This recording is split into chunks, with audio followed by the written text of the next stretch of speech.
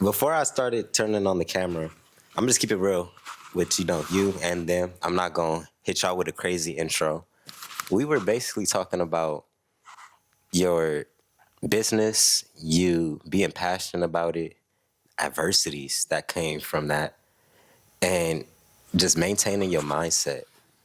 And I know emotional control is a big part of that. You cannot control your mindset and be determined, focused in anything without a certain level of emotional intelligence. So what does that look like for you? Just entrepreneurially, business, work life, just balancing all that out as a man.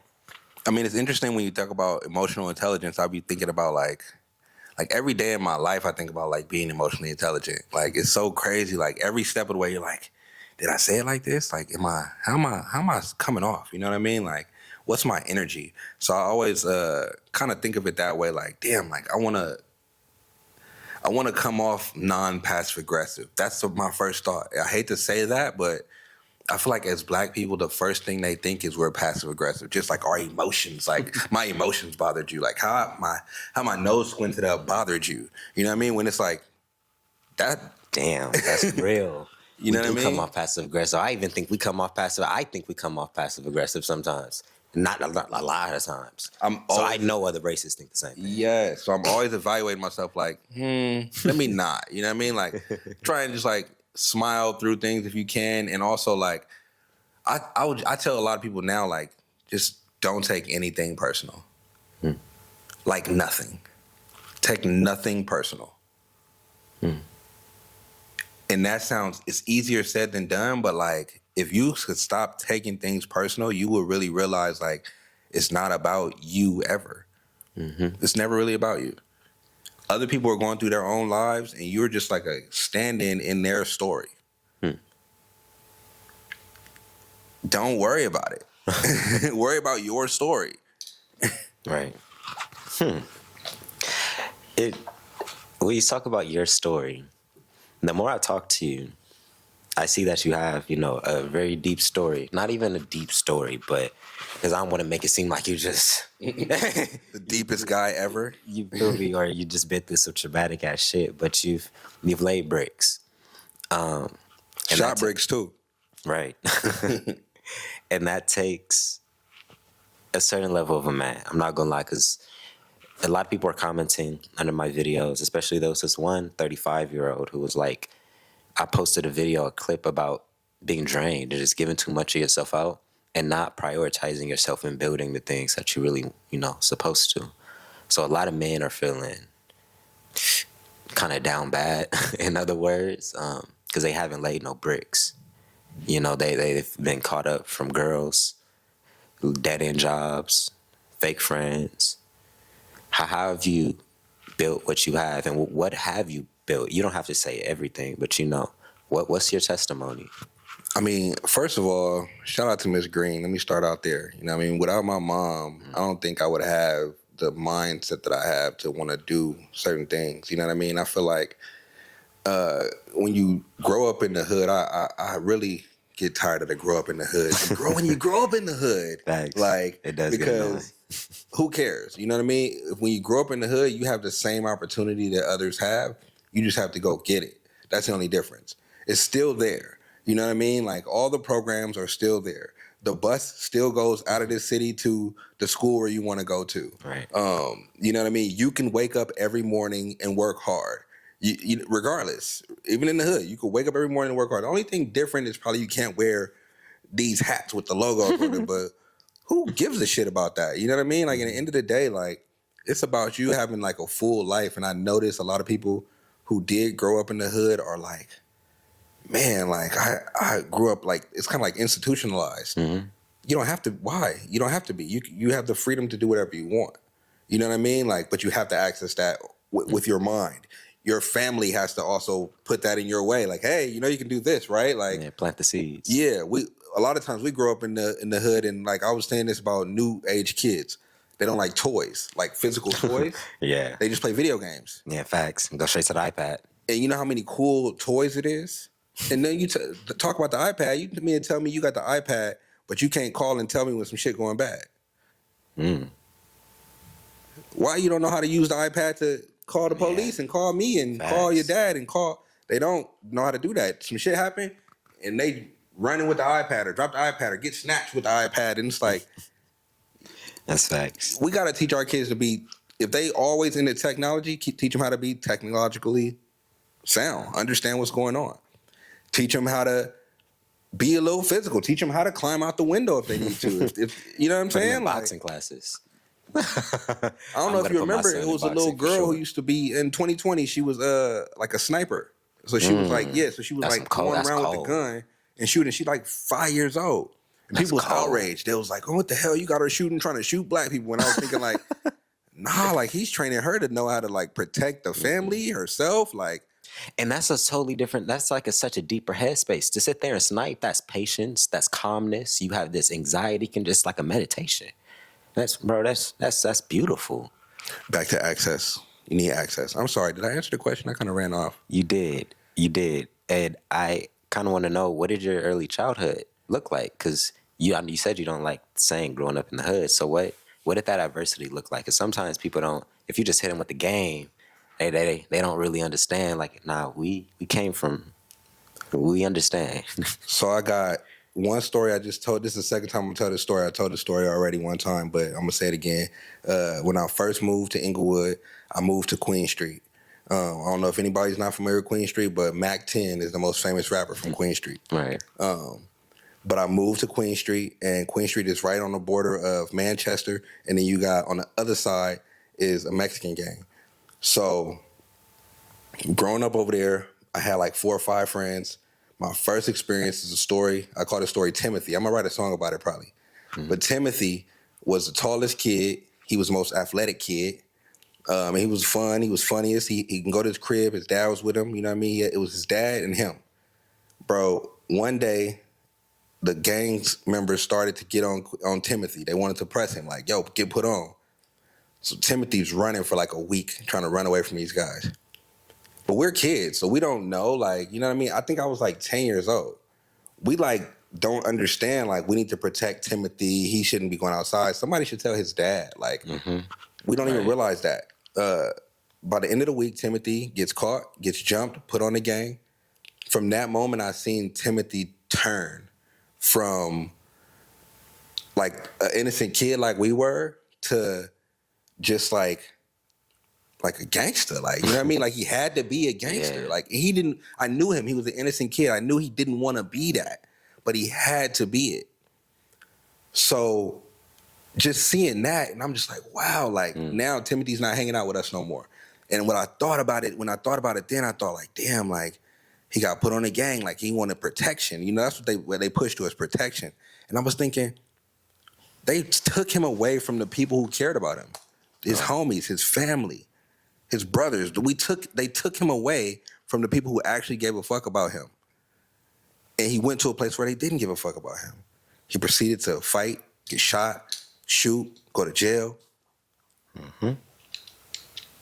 And honestly, just that experience alone, like I said, it made me understand, like, I was right, they call it hood adjacent. Mm-hmm. I'm hood adjacent. And I've seen everything, and I've been there. Mm-hmm. And it let me understand as a young kid, once I became a teenager, like, what was going on. Because after Timothy, bro, I really, like, my whole demeanor changed. Like, I understood, like, it's dangerous out here. And as a 10-year-old, when you go outside, I don't think 10-year-olds right now are thinking it's dangerous out here. I would literally go outside like, yo, they might be after me next. You know what I mean? Like, my homie might have to shoot me. Wow. So we go from Timothy to my high school. And in high school, my first day of high school, somebody got shot after the football game. Damn. That's what made me realize, I live in Inglewood. I always lived in Inglewood, but I live in Inglewood. What year was this? I couldn't tell you. I couldn't even tell you. I would just say my first years of high school, somebody got popped. The next week, somebody got knocked out. The next week, this made the news. Some dude went to the school with his girlfriend who had a twin sister, lived close by. She broke up with him. He was pissed off about it, went to their crib, beat the door down, killed her since her sister was there, killed her sister, double homicide in Inglewood, haunted house. Like, Wow. so I'm like, what is going on? Like, this is the first 2 years of this. Like, this is crazy. But it, like I said, it taught me a lot of resilience. It taught me where not to go. It taught me to have my head on a swivel wherever I go. But I always think, like I said, like a lot of people. Hold on. Yeah. The fuck. Why don't you jump back on? Like, so you're saying? A lot of people don't understand that dynamic that, like, if you didn't have to go through that, you could have done something different. If I never seen Timothy get put on a gang and his eyes change and his friends leave him, I wouldn't even understand the concept of, like, who your friends are for real. And, you know what I mean? The concept of family and getting put on a gang, or even like joining us for fraternity or sorority. You know what I mean? Right. Like, I feel like it's the same concept. It is. Yeah. But go ahead. How did you start maneuvering through that? Because I understand, and my path, what I feel like protected me and kept me detached was, of course, you know, I had family members who were involved, so they were like, if you do get involved, I'm going to beat the shit out of you and them. Okay. So if you get told that as a kid, you're like, I'm okay, I don't want my dad beating my ass. That was the... But that depends if you're more scared of your dad or these 17 hooligans. And that's the thing. I was always a little bit more afraid of my father because I understood what he came from. And I understood the severity of where things could go. So it was like a certain level of respect too, where it was like, I'm going to listen to you because you've already walked the path. Come on now. You can read it before I walk it, so it's like I'm not even gonna test you on that one. But that's wise of you for knowing that, because everybody don't think like that. You know what I mean? Some people are like, you don't know what the fuck you talking about, oh nigga. Like, you know what I mean? Like, that's the thing. Oh, this nigga unk. Like, I'm out of here. Like, that's literally the energy that people be thinking of when it's like, nah, like, he was here when the gangbanging first started. Like, yeah, I listen to my OGs. You feel me? Like, that's smart of you. That's very mature of you. But then on top of that, I was just stuck in the house. My mom also knew it. So she's like, I remember when I really wanted to go to Crenshaw High School because I was going to Hyde Park, this little preschool right there, then TFSCS right off Crenshaw and Vernon. So all the people I knew that I was like somewhat friends with, everybody was about to go to Crenshaw. Neither one of my parents was given the okie doke. They would not sign the papers because they understood. I guess it was like, no, we don't like the community. We don't. Why did you want to go to Crenshaw? Because all my friends were there. All my friends were going, you know, because that was the transfer. You know how there's like a home school, like everybody who went to this elementary school tends to go to this high school because it's only 2 blocks down. It was that type of instance. Were you aware that your homies was ghetto? Not necessarily. And I didn't even think I had a lot of friends like that. But looking back, yeah, they probably were a little bit ghetto, right? I just wasn't consciously aware of that. You know, that's what I'm saying. My parents, that they kind of read the book, kind of read the play before it was actually happening. Because I wanted to do certain things. I was like, why, bro, can I go to this party? Can I go to this sleep up? Can I do this? Can I go here with these people? Nope. Why not? And it was kind of getting on my nerves too. Because I was kind of forced to stay in the house and I was just playing my game. And that's crazy enough. That's how I got into video editing. Because I saw on YouTube, wanted to edit my gaming videos. I talk about all that type of stuff in my book, you know. That me being isolated was actually what allowed me to start early. Because it was like, I want to go outside. Y'all aren't letting me. The only time I can go outside is when I'm at school. But then it got to a certain point where they switched my schools abruptly. They took me out of that environment and sent me to the West Side. Because I had one bad parent conference. And my mom knew. It was like, oh, yeah, you're acting up. But you did some bad shit. What did you do? I was. now we on you. Now we on you. I mean, I'm not gonna say I did some crazy outlandish shit. No, what did you do? There's something. Oh, damn. No, what you did? Go ahead. This nigga's crazy, bro. Yo. some things ain't for the internet, but I did some miscellaneous things that shouldn't have been done, right? But then the main thing, my teacher was upset because I was just a shit talker. Like I You was was talking shit to the teacher? not necessarily. Well, I just didn't care. I didn't listen. You know, I wasn't listening to the teachers or the authority figures. I was talking shit. You know how people are roasting kids, and roasting your homies and Okay, shit. yeah. I was just on shit. We was just goofing around in class, but I They're wasn't. like, Jay, calm down back there. What you say? Fuck you, Miss Susie. but Bleep it that got to out. but it got to the point where it was like I wasn't dumb though. Like I understood the curriculum. I was doing the work, That'll but mean I you can't don't be an want to. asshole. And that was the problem. I was an asshole, and I still think I probably am to this day, to Me a certain too. extent. That's what I'm saying. Like it got to the point where it's like, okay, yeah, I'm getting caught up, and I tried to hide it. And I remember I knew my teacher was gonna put some BS on my report card.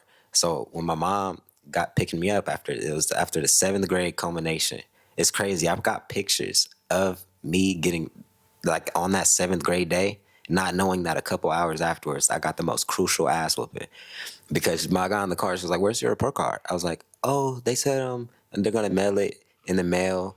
She's like, "That don't sound right." We be crazy as kids thinking we gonna get some shit up. She called my teacher. Clock that shit. She was like, "Oh no, it's here." She was like, "Oh no, you just gotta come pick it up." I was like, "Oh, damn." She busted U-turn. We was on our way to go to get dinner. Busted U-turn right then and there. I'm like, damn. She had me sit in the car while they had the parent conference. I already knew what was happening. It's over. I'm like, damn. I got the worst ass whooping in front of my aunties. 30 minutes later. Crucial. And then right after that, got sent to the West Side. Palms Middle School. I remember crying my first 2 weeks of school, begging her to take me back. Because I knew that was the first time I was around white people, Asians, Mexicans. I was around nothing but black people and Hispanics. When you went to Palms? No. When I was in... When you moved from Palms? When I moved from where you were? Yeah, in the initial environment, it was just literally just nothing but black people and Hispanics. Like, it was really not like it was Los Angeles. It was South Central. And then she just shipped me damn near like a couple blocks, like a mile away from Beverly Hills. So now it was so diverse. It was like, whoa, I started crying because it felt like immediate competition. I felt less than, I'm not gonna lie. All these people, they all getting better grades than me now. I'm not the smartest nigga in the class now. Damn. Like, this is crazy. Like, this person's swiping my shit. I'm low-key struggling. I got my first F the moment I got took out of, that's crazy. That's like, now I'm like correlating that. I got my first F the moment I got took out of the hood. And then it got blamed on me. But if you look at the correlation, Whose fault was it, do you think, in your opinion? To be honest with you, As an adult I think now. as looking back, I feel like I was held to a lot of high expectations. Like what? That F was in a honors class, an honors English class. I didn't take anything at that type of level beforehand. And that was my very first time in that class. Who put you in that class? My mother. She's seen you as an honor student. She knows you who you are more than you do. You can say that perspective, which is very valid. It is. But then when I don't meet that expectation and then I get beat for it, that's the wrong reaction. I agree. I agree. That's why I'm like, okay. Yeah, I think when we don't meet certain expectations because we're bound to fail, like we should get taught for it. Like now we should go to school again. Like now I'm about to teach you. Now I'm gonna show you why this is important. You know what I mean? Like, and What she did, she went and got her master's degree. Bingo. But I think that's what I'm trying to say though, is us as black people, we have that trauma like beat your kids. Literally. Like, and it's crazy because the things that she was taking away too, it was very interesting because when I would get on punishment and stuff like that, she would take my game and my Xbox and all the other type of stuff, right? Which any parent, would. But looking back, those were the exact things that I was building my future on top of. I would get it took for like 3 months, 6 months. Like, it wasn't just like, I'm about to take it for the weekend, get it back. It was like, no, I'm about to take it until you graduate, and the next report card is nothing but B's. And now this game system old as hell. I need the new one. Like, it was things like that. But then looking back, when I was playing the game, that's when I was learning how to edit. That's when I was posting the content. That's why I have the biz. Like I had a spreadsheet literally where it says 2017 at the top with siblings editing prices, and they're the same LSC I have now. I was probably only 13, saying I would edit your Call of Duty clips for $5, and I'll teach you how to edit for $20. Before I was even consciously aware of what entrepreneurship was, but it was getting snatched from me because of school. Is editing in high school right now? Is that like a program? They only have graphics design. When I was in high school, it was only graphics design, which is crazy because when I got to high school, that was all my electives: stage tech, graphics design, and theater. I graduated under a theater major. So like literally, I was just in my zone creatively. But that was the main thing that was getting spanked the moment I wasn't performing in other areas. They need to crazy. put gaming in there. They need to put gaming in there. They do. I think they do. And like, not just like no basic shit, like the deeper side of gaming, like how to make the game.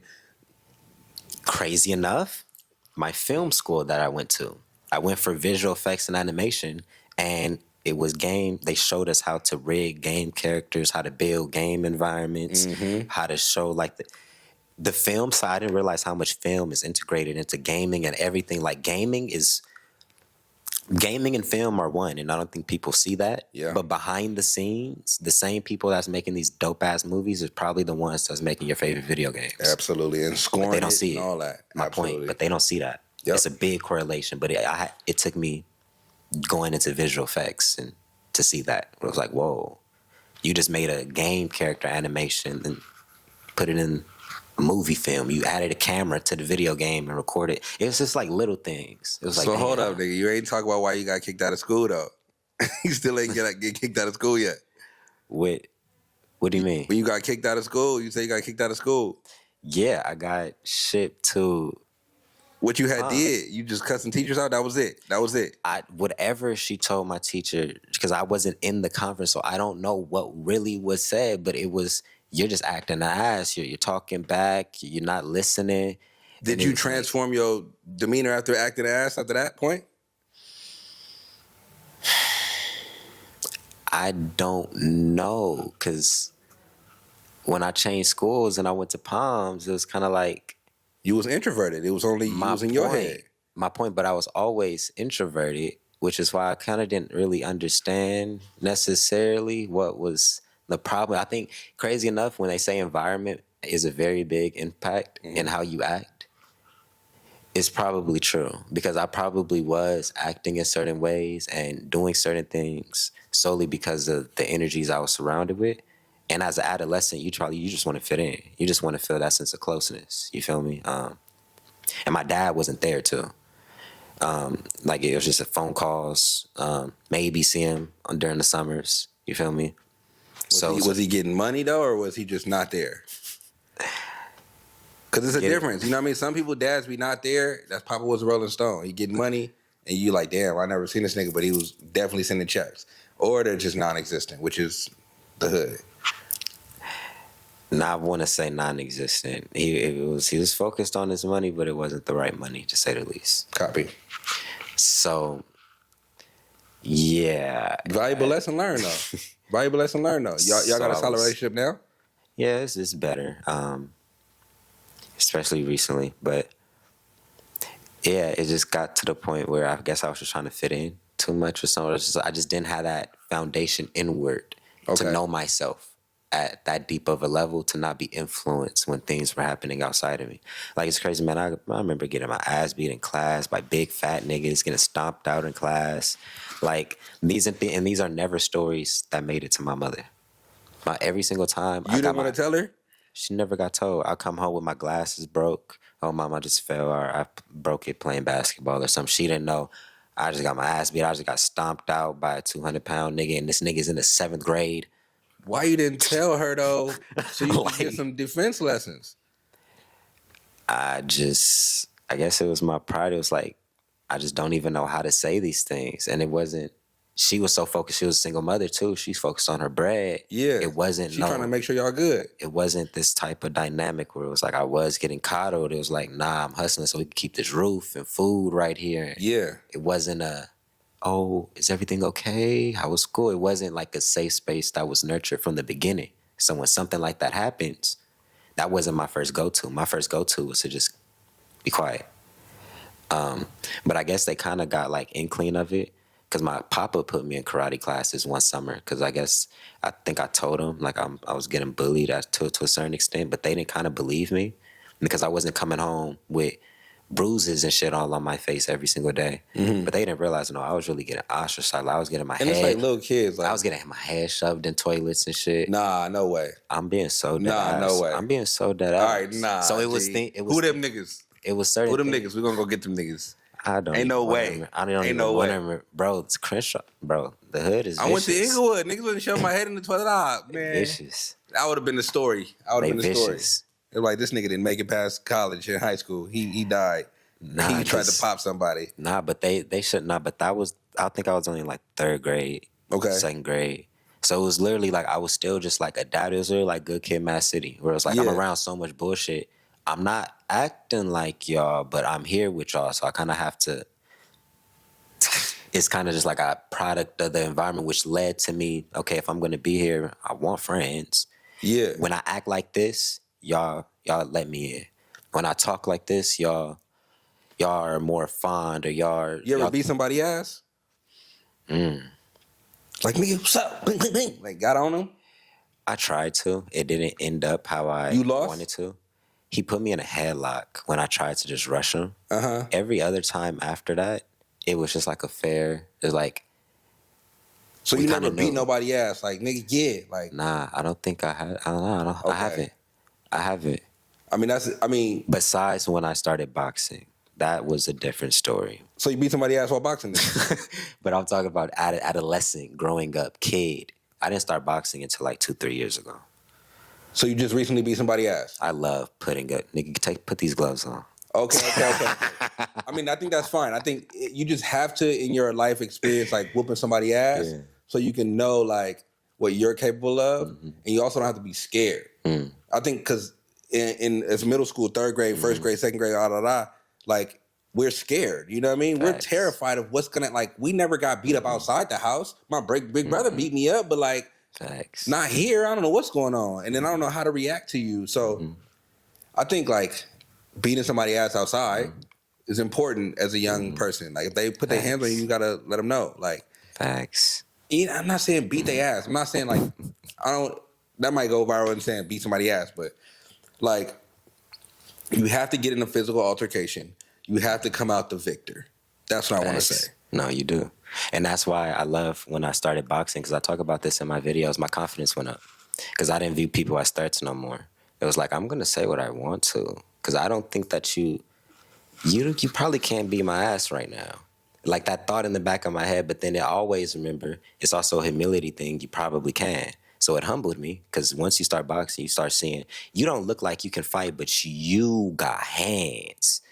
So it made me look at things different, but my confidence went up because I wasn't stepping on eggshells. It was like if all else fails, you would have to literally be a boxer to whip my ass.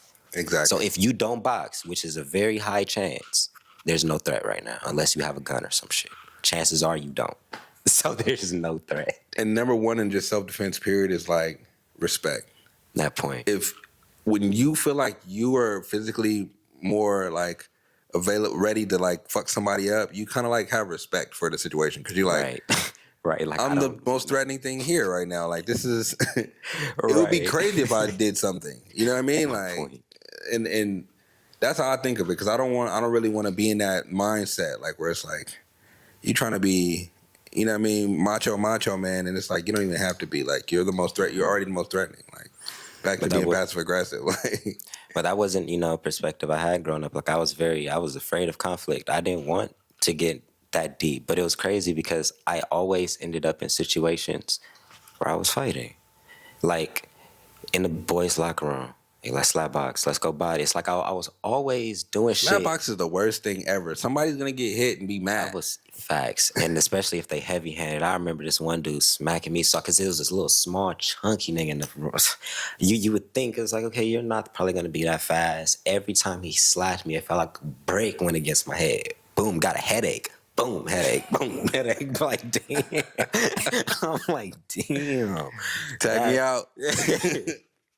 It was. Nigga, what? I was like, where did you move from?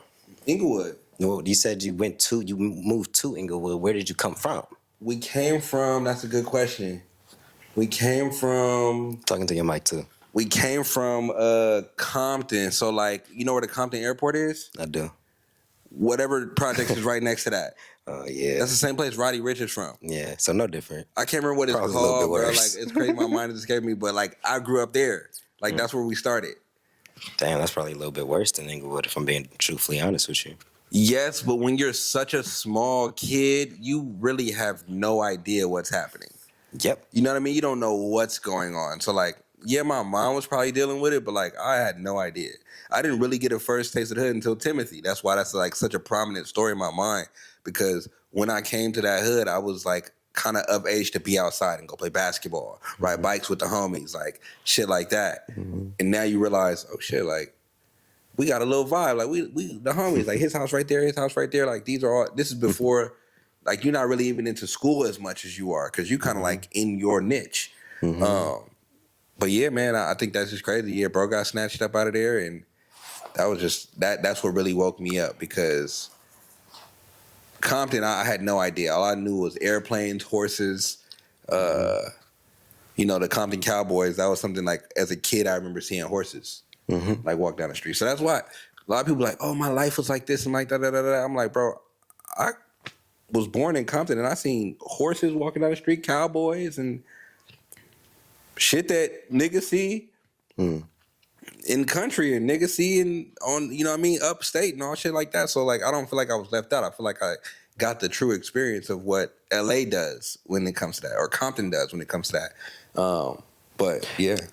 I think my dad not being necessarily there actually probably helped me stay out the streets. Absolutely. To a certain extent. Because how can I put this? Like, I always gravitated, like, growing up, it was one of those instances where I wasn't aware. My mom closed my eyes to what was happening. So it was like, I'm at school. All of you guys are fighting. All of you guys are saying things. You probably are gangbanging, but in my head, I don't even know that you're gangbanging. I just think that you're just talking and I don't understand what you're talking about and I'm just oblivious. You didn't have no gangbangers in your family? They were all on my dad's side, but I stayed with my mom. She separated me from the family because she was like, all of you guys are crazy and I don't want him to turn out crazy too. So give me my child. Y'all, because they moved up north to Humboldt and shit like that, just like, y'all do what y'all do.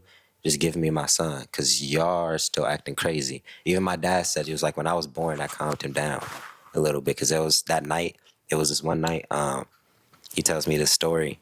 My mom called him randomly because I was kicking in her stomach and she needed to go to the hospital. That same night, him and his cousins were, doing something stupid. In other words, him and his brothers were doing something stupid.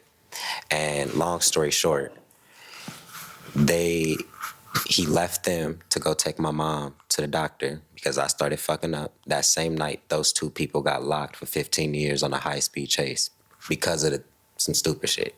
With your pops? With my pops, but my dad just so happened to leave beforehand because I started acting up. So my dad always takes credit. It was like, if it wasn't for you, there's so many instances where it was like, you saved me without even knowing you saved me. That's fire. That's fire. Thank God for that, because come on now. 15 years gone. He was already my point. Really not really there, so for him to be gone for 15 years, really. And just seeing that type of image would have fucked me up. That would have certain things. No. I mean, I think it teaches discipline. Like, I didn't have my pops, and I grew up seeing my uncle in prison my whole life. So, like, and that's who was in prison. My uncle got caught up wrong place, wrong time. He was riding a bike somewhere, and somebody committed a robbery, and he looked like the nigga who committed the robbery. They got him. He did, like, 15 years. And that was, like, from me as a kid till I was 15 years old. I knew my uncle was in jail. We would go to jail and see the nigga. Like, you're literally explaining what happened. Literally. And when we would go to jail to see the nigga, bro, like, as a kid, I'm not even registering, like, we're going to the jail. All I could think about was the little cookies that they had in that motherfucker. Like, the little, you know what I mean? Like, I'm about to go see my uncle, and I want one of them little cookies they got in that bitch. I remember they wouldn't even let me inside to go see him. They was like, we don't even want you to see the inside of, my grandparents like, we don't even want you to see or be around the energy of what's inside here. They had me sit in the car while they went inside, but I knew I was outside of some type of jail or something like that. They wouldn't let me go inside of it. But once again, I was a kid. I didn't need to see it. And when I said my mom kept me so sheltered, like, people were acting crazy. It was graffitis all on it was gangbanging actively happening around me. I just wasn't aware of it. I remember this one crazy ass story, like, and looking back, I realized what she did, and it was like, damn, you were really trying to protect me. We were driving past Jesse Owens Park, and we saw a whole bunch of police and stuff out, whatever the case may be. It was the tape out, and it was like, yo, what happened? And I tried to look out the window, and I guess she saw what happened before I did. And all I see out of nowhere, nigga, it wasn't even it was a held my head down. I'm like, what the fuck are you doing? I'm like, nigga, I want to see get the fuck off me. But she didn't tell me. I was like, what was it? She was like, it doesn't matter. But then looking back, I was like, oh, somebody got killed right there. You didn't want me to see their body laying on the floor. Because it was so close. It's like she did a very good job at trying to just, don't look. But then as I got older, I was forced to start going outside more. And it was like, oh, now I'm aware. And then my quality started becoming aware. Like, I remember I was working at Starbucks. I'll talk about this story in my another video too. Something told me to call off work.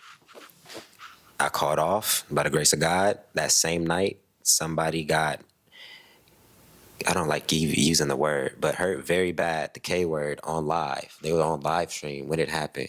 Right on the other side of the block where my job was at, where I probably would have been walking to go home. And that shook me up because when I saw him, I saw so many characteristics that I had. He had braids, I had braids. I was wearing the caps, I was wearing the caps. I sag, he sag, slender, I'm slender. I went through a whole like identity crisis almost. It made me so cautiously aware of, I look like my environment. I look like it.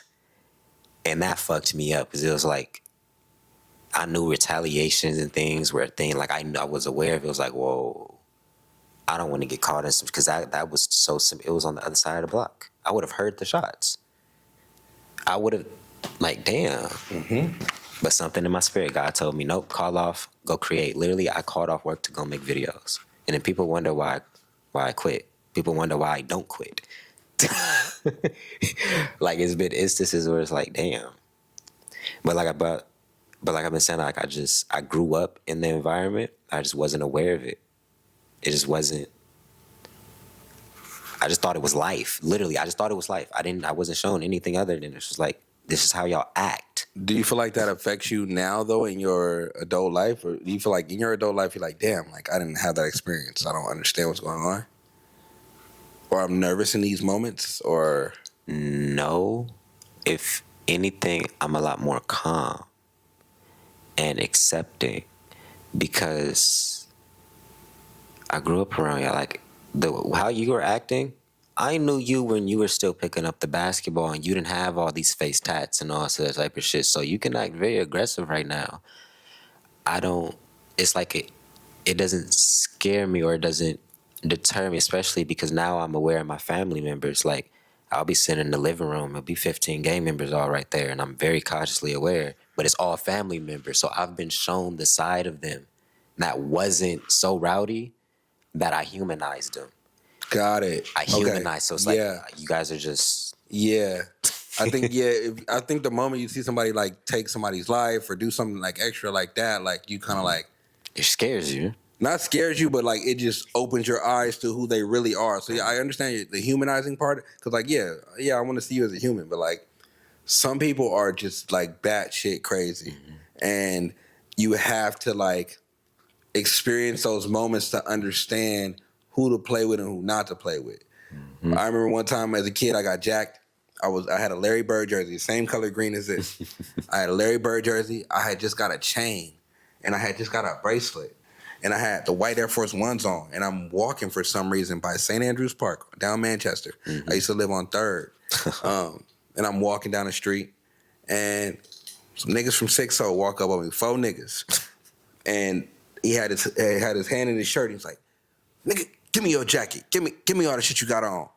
I'm like, "Damn, like, you know what I mean?" But I had already tucked my chain. I feel like so they wasn't on my chain. But I did give up my bracelet, and I did give up the little warm up jacket I had.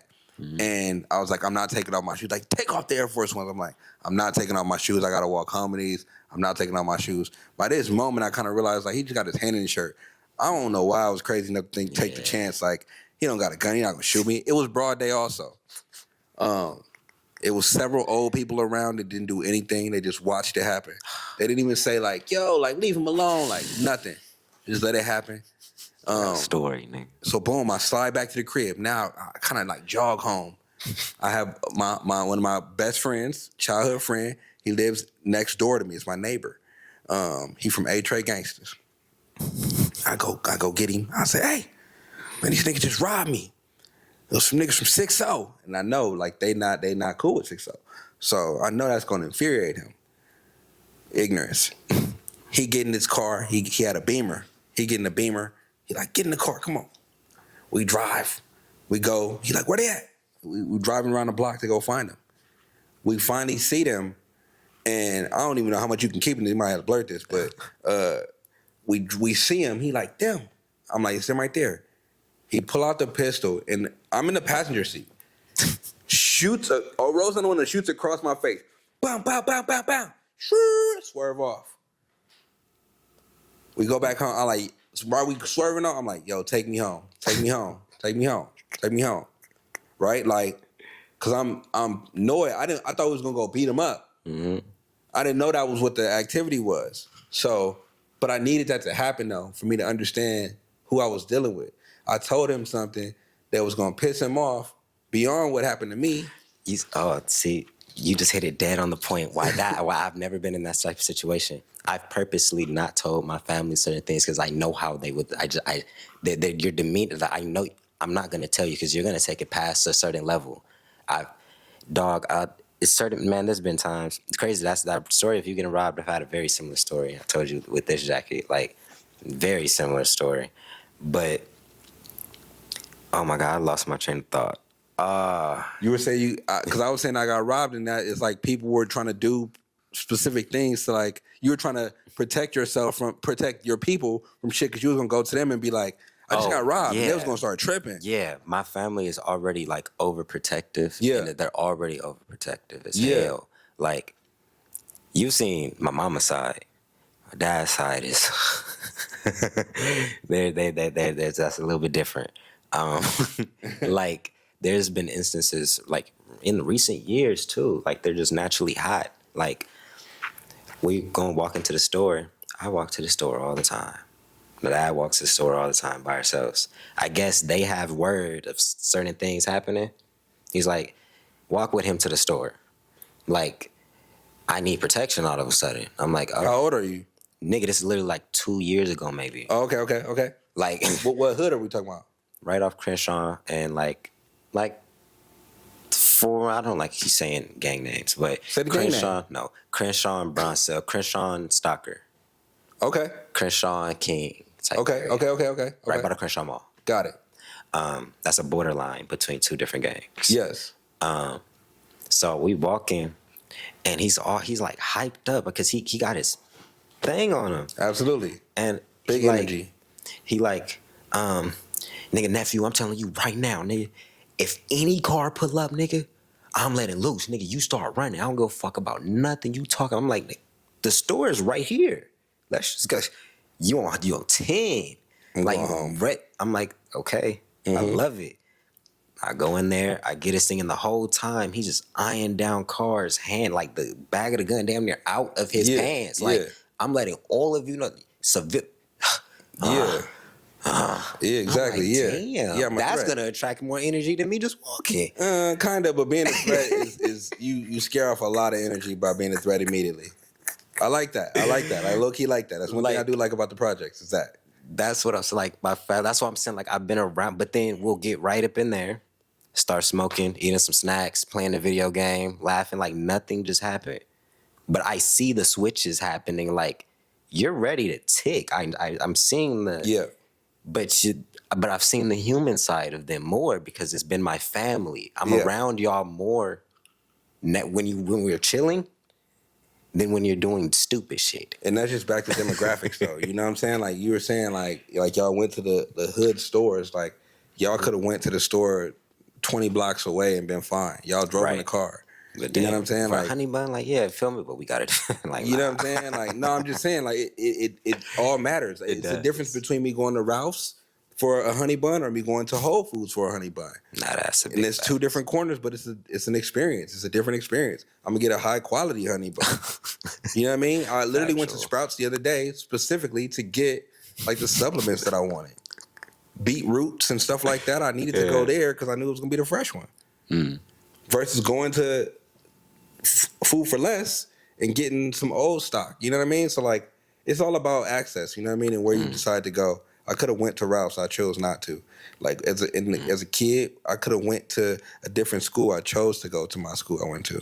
I chose, or maybe we had to choose to go to that school. Who knows? But like, at the end of the day, like we have the opportunity to do other things, and it is on our parents to kind of like see that. Like you said, my mom protected me. That's fire. Guess what? That helped you in so many ways. It hindered you in ways too, but it helped you in so many ways that like you have the sensibilities that other people who didn't have no mom don't have.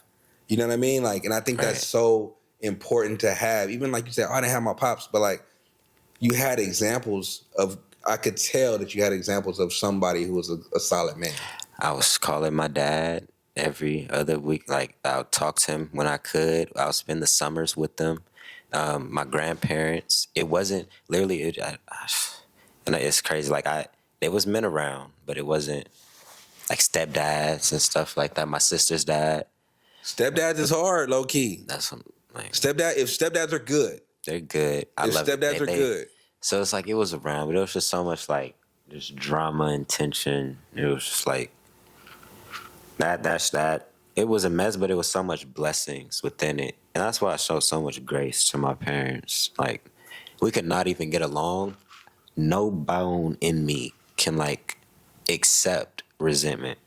Cause it's like y'all birthed me and raised me, and I'm okay. So turned out totally fine. That's what I'm saying. It's like y'all did what y'all needed to do. And looking back, y'all probably had a lot of adversities. I talk about it in my book. Y'all are 20, 21 years old having kids. Yeah. And Los Angeles. Yeah. Like, yeah, that's pretty hard. So if I came out a little bit fucked up, I can understand. You feel me? Like, bro, I think about kids in Russia, like kids in Ukraine, like the mortality rate is crazy for kids. So like to think that like, we're like, man, I had to live in the projects. Like, nigga, shut up. I hate to say that, but nigga, shut up. Like, nigga, it's a nigga living in Baghdad right now. Bro, I be thinking about that too, bro. I be driving through South Church. I be like, this can't be as dangerous as we make it seem. There's niggas getting bombs put on them right now. Right now.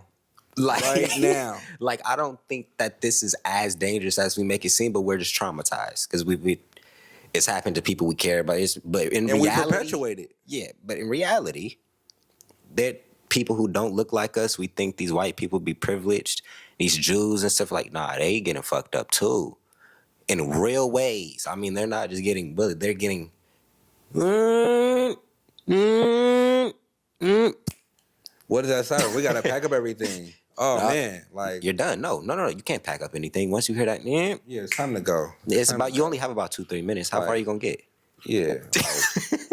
I think I hate to say that. I don't even know if this can get put in, but like Americans, we're so privileged. We never had like real wars on our turf. Like we always fight a war somewhere else. Yeah. And I think that would wake people up about war. How we like, oh, we should go bomb them, right? Nigga, shut up. Like we shouldn't go bomb nobody. Like, turn all that shit down, homie. Like, that shit is crazy, bro. We don't think about it. We only here for 100 years.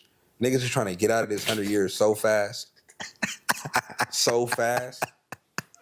Niggas is trying to jump out of this 100 years so fast in the hood, pushing the red button, talking crazy to Russia. Like, you feel me? Like, then you got 100 of them. Just run them bitches.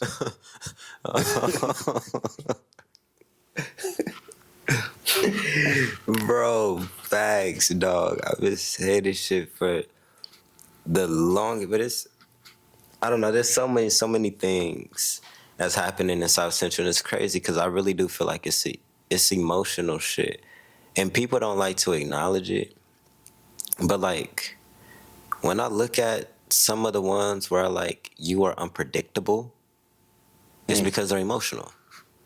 The most calm ones, yeah, they have that side to them, but they're not. They're conscious of it. Like I know I'm about to crash out because I'm choosing to because you're doing stupid shit. Yeah. I'm about to respond to you. A lot of people are reactive. Yeah. And that reactive spirit, it causes so much stagnancy. It causes more trauma. Something just happened to you or something happened to somebody you care about. You feel the need to go out your way and retaliate, do something back. Like it's all a reactive type of energy. It's not a lot of responding happening. And I think it also has to do with paranoia. Like, bro, I notice when I'm in the hood, it's a lot of paranoia going on. Oh my God. I don't chill when I keep looking at cars. Yeah. I'm paranoid. I'm looking through tents. If I pull up to a light and your tent's too dark, I'm gonna pull up either a little bit more to where I'm not right next to you, or I'm going to come back a little bit more so I can see you. Absolutely. I don't like it's just like little things. I don't have to worry about that over here. Where in other states, I wear whatever the fuck I want, play whatever music I want. I'm just chilling, no care. Not like that. Not that that's smart, because this shit happens everywhere. And then nigga, I'm so traumatized from the city because I grew up in it. So interesting enough, I still do that. Like, kind of pull up halfway on you. Like, I might pull my seat back so I'm behind the bar, so I can kind of see you. Like, I do that subconsciously. But like, yeah, you're right. As far as wearing whatever I want to wear, I think like that is like. Take the pressure off me, bro. Like where I could wear what I want to wear. Take the pressure off me where I could walk to the store if I need to real quick. Right. You know what I mean? Take the pressure off me where I could go to, I don't know, even something that happened to me, like it's go to like the cemetery and be in peace. You can't even go to the cemetery. I grew up around an Inglewood cemetery. You can't even go to the cemetery in peace. Niggas that shoot the cemetery up. You can't, like, unfortunately. But once again, that's that paranoia, though. And I think once we get past that paranoia, when I go back to the hood, I don't see things how people who live in the hood consistently see things. Because I'm not over there all the time. I still see it. I'm still peeping it. But I'm also like, it's not that bad right now. You know what I mean? And that's what always comes in the back of my head, too. Yeah.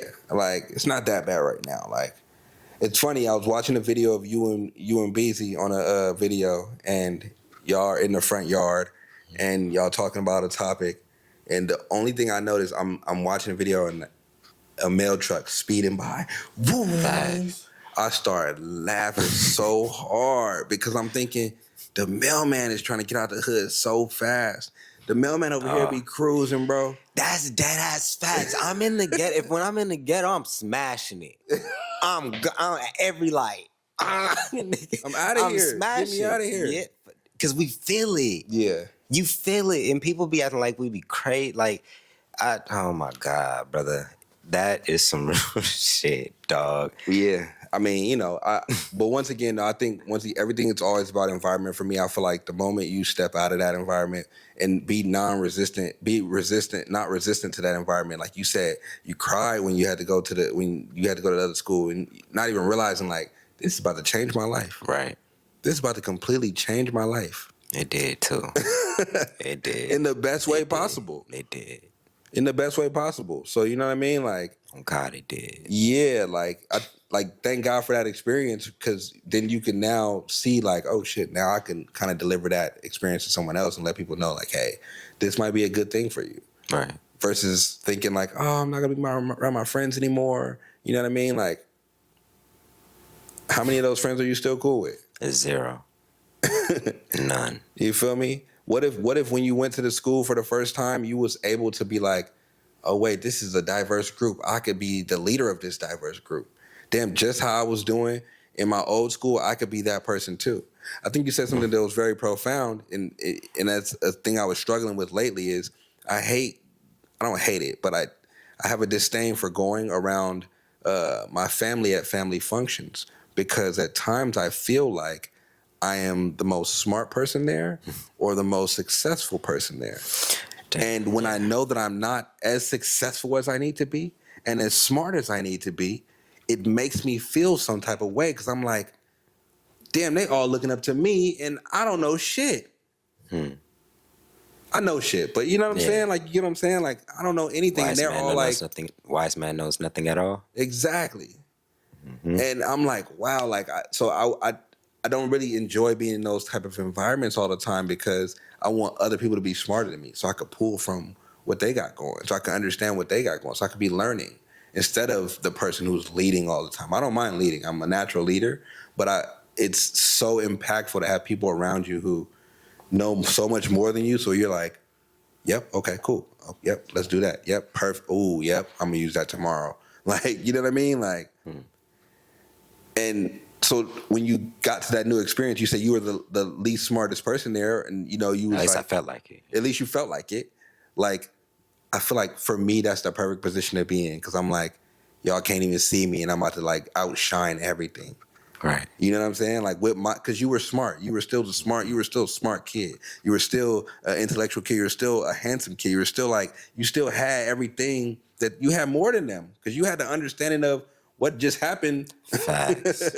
Over there. You know what I'm saying? So like I think that's just so interesting, like that those things happen, and often as a kid would have probably made fun of you, like, oh, he had to move away, you had to move away, nigga had to move away. It's like that nigga saved. His life just changed. Yeah. That's so real, bro. And it's you don't really realize what adversity does for you while it's happening. Like, and I'm a very spiritual person. The more I grow older, I always notice the moment I'm down bad or something really fucked up happened, I got something on the way. And the more I've accepted that, God's improved it right every single time. Like, I don't remember where I heard this from, but it was like, God helps me when I don't know what to do, when I'm at that last straw. If I'm at a point where I'm like, I think that this could work, or I think I may know a solution, God's not going to send that miracle blessing because it's like you already thought of something that you can do to get yourself out of the situation. Now just do it. It's always those moments where I feel like my back is up against the wall, where I'm like, I'm so vulnerable. I'm so clueless. I don't know what to do. I just kind of surrender. Like I can admit I'm just here. That's when something clicks. That's when doors open. Like with jobs, like not working, something happens. That will be when I've always said this. I always make the most money when I'm not working. Whenever I get paranoid and I'm like, I'm just about to go get a little job, do this, the business and my entrepreneurial creativity, it always slows down and the checks always slows down. It's always when something stupid happens where it's like, well, damn, what do I do now? The creativity's ringing at the door. Big ass check. I'm like, damn, I just made more right here than I just made hustling this last month or two doing this. Makes you think different. I'm so happy I got into entrepreneurship because it made me think that, and I got into it young. And I saw bigger numbers young. It made me open my eyes a little bit because it's like, whenever I'm doing something that makes less, I'm always consciously aware that this is a choice. Oh, yeah. Always. Oh, yeah. I'm like, oh, yeah, wait a second. Because if you've pushed me too much, I'm not going to subside myself to this unless I truly want to. Because I'm aware of it. And I think more importantly, though, like you said something that made me click this in my head is like, dude, I used to like go for a job and be like, oh, I need a job like to make some money. But I never thought in my head until like maybe the past 10 years, it's like I need to make this amount of money. Mm-hmm. Rather that be through one job, 2 jobs, 3 jobs, I need to make this specific amount of money. So that is going to actually help me excel in what I'm doing. And now applying that to my life, I feel like I've gained a better understanding because I knew I needed to get low income from here, or go get this gig that gives me all the income that I need. Because, you know, in the end of the day, like you could struggle all you want, but like I think when you you're at your best is when you have an understanding of what's coming in, what's going out. You're not like in survival mode. There we go. You know what I mean? I feel like being in survival. I was talking about the demigod. It's that silent meditation, but the reason why we brought it up was because we was talking about the women and the quote unquote patriarchy, you know, because he doesn't believe it's a thing. I feel like it shows in certain areas. So it's not a control. It's not like the American government where it's like there's just whooping ass through it, but it's just in the zone. It's sewn in different things. And I was basically telling him, he's like, you wouldn't feel the need to criticize nobody, judge nobody, have anybody get on your program if you realize none of this shit mattered. You would let her do what she wants, and you wouldn't get mad at her when she does what she wants to. You would let her be her, and if she does something, and if who she is naturally is who you want, and she wants you, but don't try to like change her, trick her, manipulate. Don't do anything like almost have a I don't give a fuck type of energy, and work with people because nobody's perfect. So human nature, right? Like when you think of the word human in nature, right? Mm-hmm. Like, would you get mad if the grass was growing? If like a plant was growing, like out of the ground, would you get mad at that? Like, what would be your reaction to like seeing a plant growing out of the ground? I wouldn't. You wouldn't even say, yeah. You'd be like, oh, that's beautiful at the max. But other than that, you're not gonna be like, oh, why is this growing out of the ground? I think the same thing with like humans, right? It's human nature. So if it's human nature, like how people act is how people act. You know what I mean? Like you say, you getting mad at it or being frustrated about it or allowing it to bother your life is just outrageous when you really think of it because you're the only one in your life. You know what I mean? Like, and you can choose to love that plant that's growing out of the ground or stomp on it. Whatever you want to do. But I think the most important thing is to realize that it's human nature. It is. It's nature. It's growing how it's divine. It's already set to grow how it's going to grow. You can play your part in it. You can't alter anything except for yourself. Right. Yeah, and that's and maybe this is just like me being nonchalant in a certain aspect, but I care. I always tell men your emotions are important. Your emotions are valid because you're probably never going to be able to turn it off. But just a level of understanding. I'm so happy I talked to one of my homegirls, which I cut her off too. Crazy enough, but get up out of here. But she still has some game. Love her. You feel me? She was talking about free will. Like, and it really made me think because I didn't really. You always hear free will, but you don't actually like internalize it. Where it was like everything is a conscious choice to people.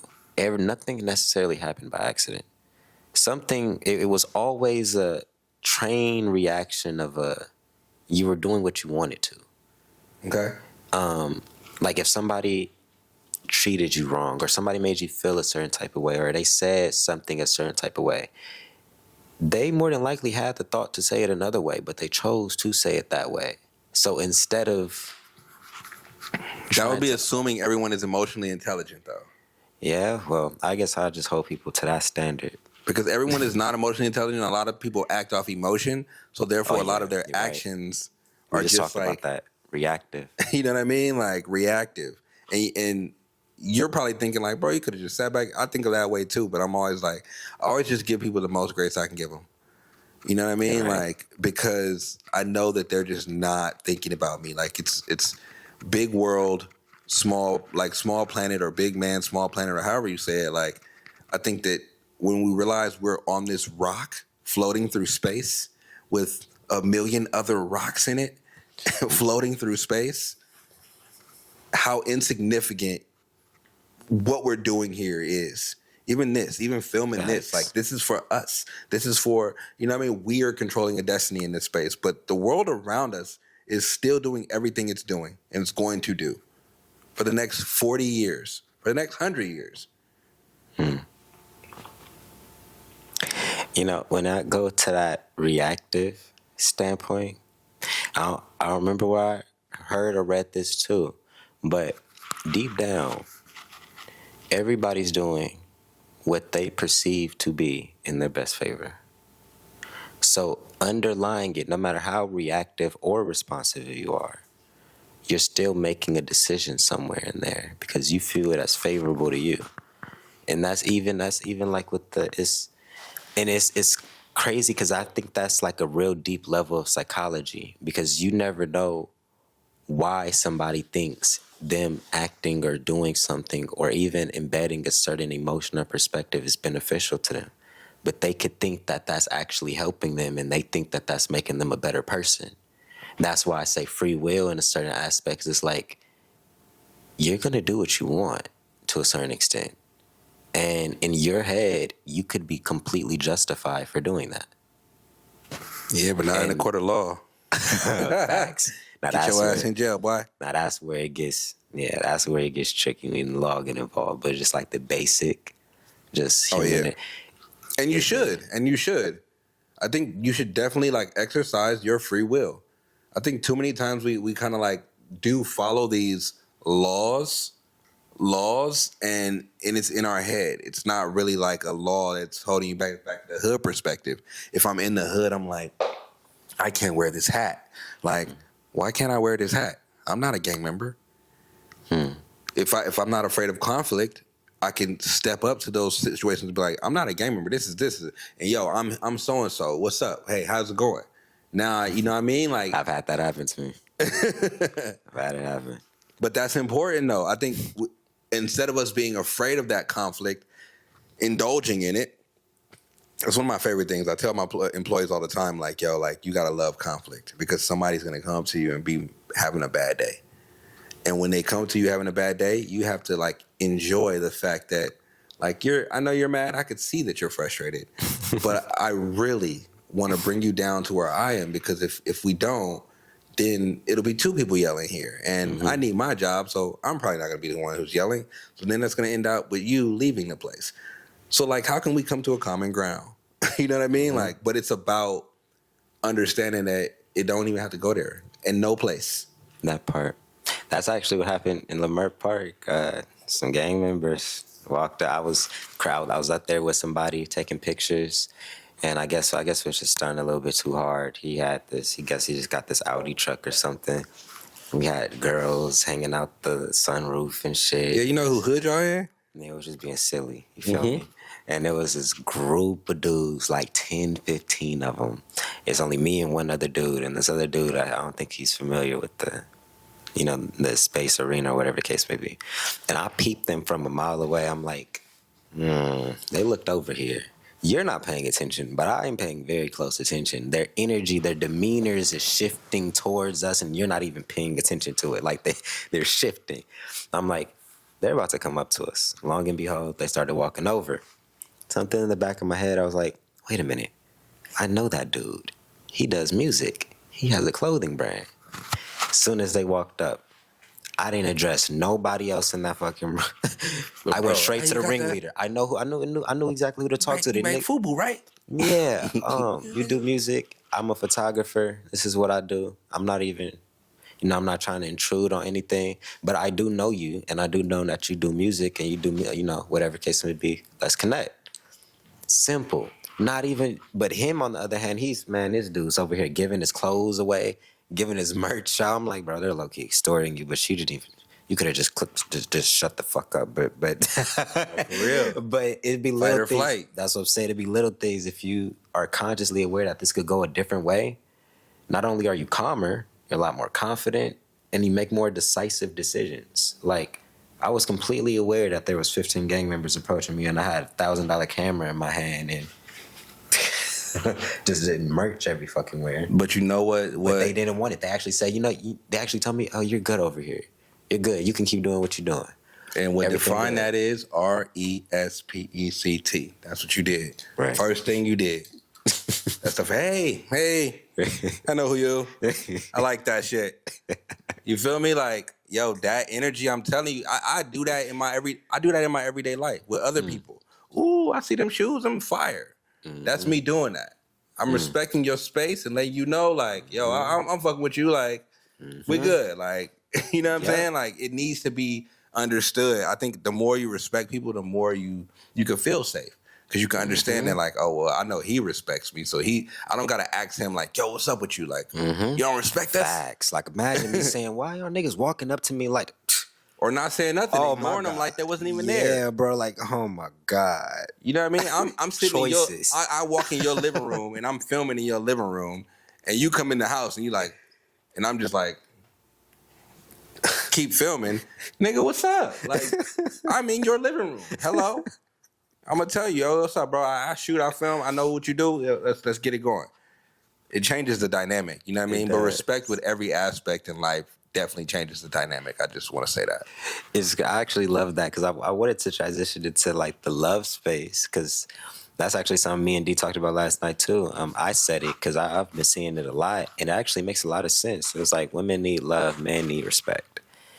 And if I really break that down, if you love the woman properly, well, it's like, I don't know, it kind of made me like twisted my perspective a little bit because we want a certain energy, but we have to give the opposite of what we want to receive in order to get what we want to receive.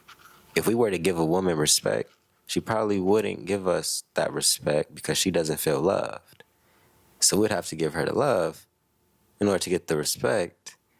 But I don't know if that statement is like true because this is not, I'm like saying it. It's so many like nuances, but it makes sense. It's like a psychological thing, like that I can't necessarily.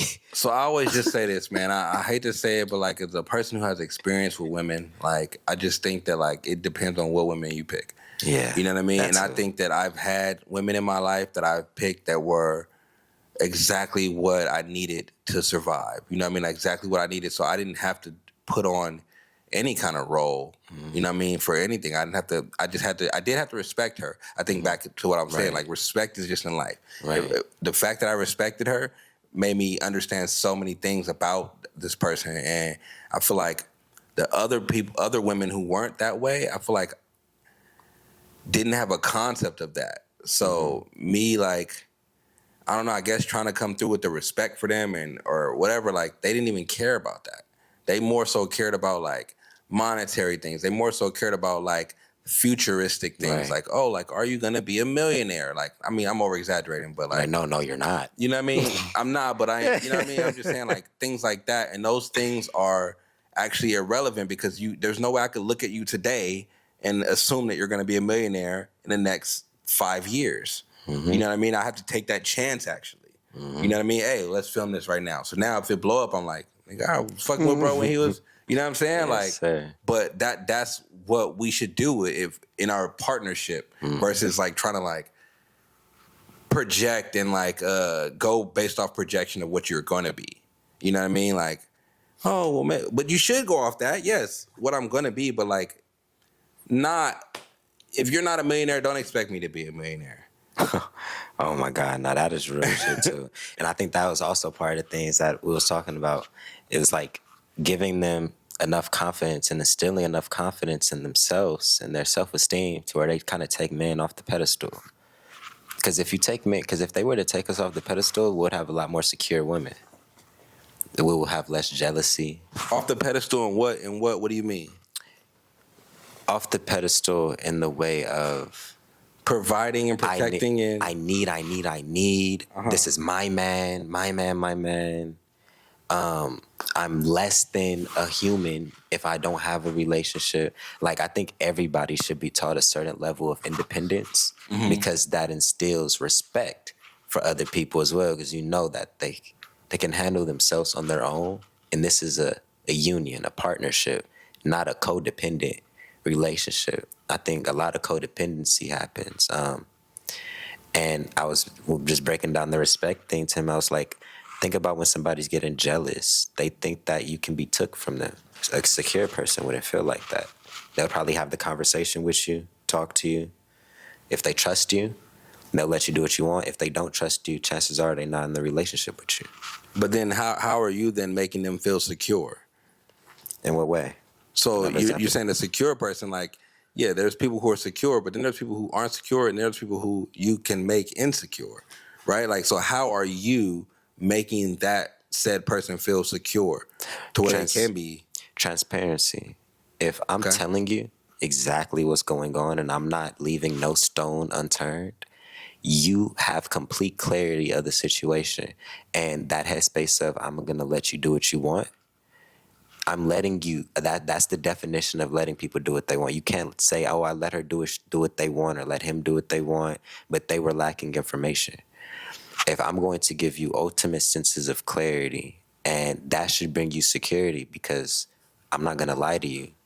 So it's I think that has brought levels of security with women that I talk to because they know I'm gonna keep it real. Like I'm gonna say no. I may annoy you. You may not like what I'm about to say, but I'm gonna say it. It's like little things. Now, of course, other people's love languages and stuff like that come into play. Like sometimes they need words of affirmation, reassurance, physical touch, all these other type of things.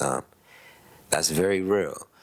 But I think the core root of it comes down to like trust. You have to trust me. And it's up to me to necessarily build that trust. And the quickest way for somebody to trust you is for you to tell them when something's actually fucked up.